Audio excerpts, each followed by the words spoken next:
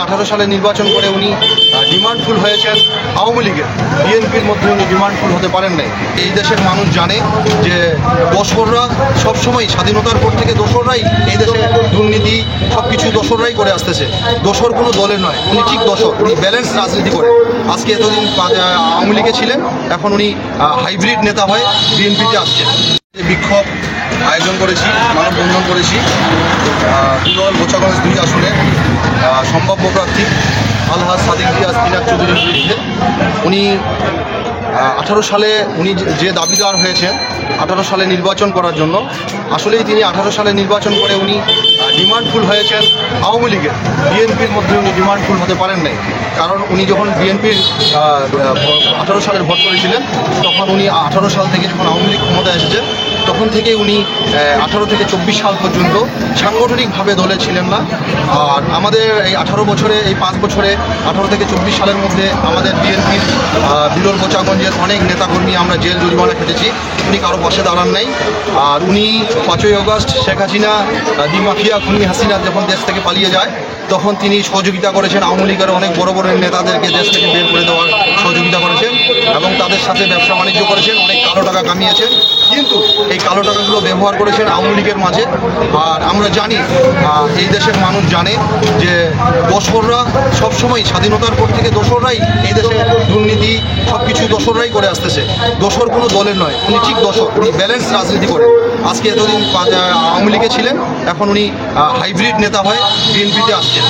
আমরা এটাই বলতে চাই যে আমরা যে বিরল বোচাগঞ্জের যে মনোনয়ন প্রত্যাশী সম্ভাব্য প্রার্থী, ওনার এই সম্ভাব্য প্রার্থী স্থগিত করে সুন্দরভাবে বিরল বোচাগঞ্জের বিরলে 18টা ইউনিট আছে, একটা পৌরসভা 13টা, 6টা ইউনিট, একটা পৌরসভা 7টা, তো 18 আর 7 এখন বিরলে আছে 18টা।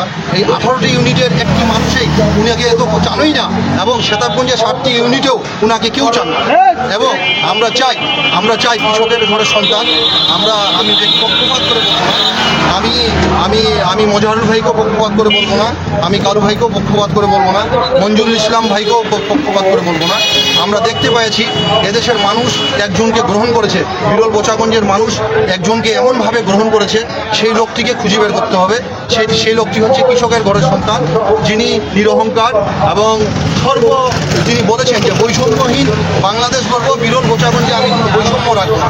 আমি স্কুল, কলেজ, মাদ্রাসা যেগুলো বিগত সরকারের আমলে ধ্বংসযোগ্য প্রতিষ্ঠানগুলোকে উনি পরিদর্শন করেছেন এবং উনি ভারপ্রাপ্ত চেয়ারম্যান জনাব তারেক রহমান বলেছেন যে আমাদের রাষ্ট্র কাঠামোর প্রতিশ্রুতি দিয়েছেন, উনি সেই প্রতিশ্রুতিটা আমাদের বিরল বোচাগঞ্জের মধ্যে পুঙ্খানুপুঙ্খরূপে বাস্তবায়ন করবেন, এটি তার সবথেকে বড় প্রত্যাশা। আমরা চাই, বিরল বোচাগঞ্জের মানুষ আমরা চাই যে, আমি মজাহরুল ইসলামকে তদন্ত করতে বলছি না, যদি উনি তদন্তে ভালো রেজাল্ট আসে, ওনার নাম আসে, তাহলে উনাকে প্রার্থী দিবে। তো যদি অন্য কাউরে নামে ভালো রিপোর্ট আসে, কিন্তু পিনাক চৌধুরীকে কোনো অবস্থায় বিরল বোচাগঞ্জে রাখা যাবে না, কারণ তিনি হচ্ছেন একজন আওয়ামী লীগের দোসর। ওনাকে টিকিট দেওয়ার পরেই বাবু সতীশচন্দ্র রায়ের বাসায় গেছেন। উনি সম্ভাব্য প্রার্থী হওয়ার পরে ওনার উচিত ছিল, যাই হোক, উনি যদি বিএনপিকে ভালোবাসতেন তাহলে অবশ্যই উনি বিএনপির নেতাদের বাসায় যেতেন। কারণ আমরা 3 জন মনোনয়ন প্রত্যাশী আছেন, জনাব মোজাহারুল ইসলাম, জনাব আলম বজলুর রশিদ কালু ভাই, জনাব প্রফেসর মঞ্জুরুল ইসলাম ভাই।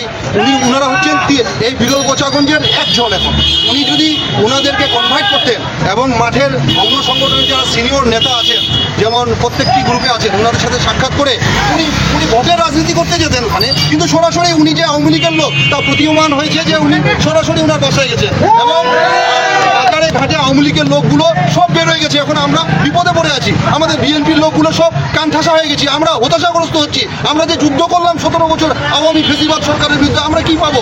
আমরা তৃণমূলের নেতারা কি পাবো? আমরা এমন একজন নেতা চাই যে আমরা ভাত কাপড় চাই না, আমরা মূল্যায়ন চাই, আমরা উন্নয়ন চাই, এরকম নেতা আমরা চাই।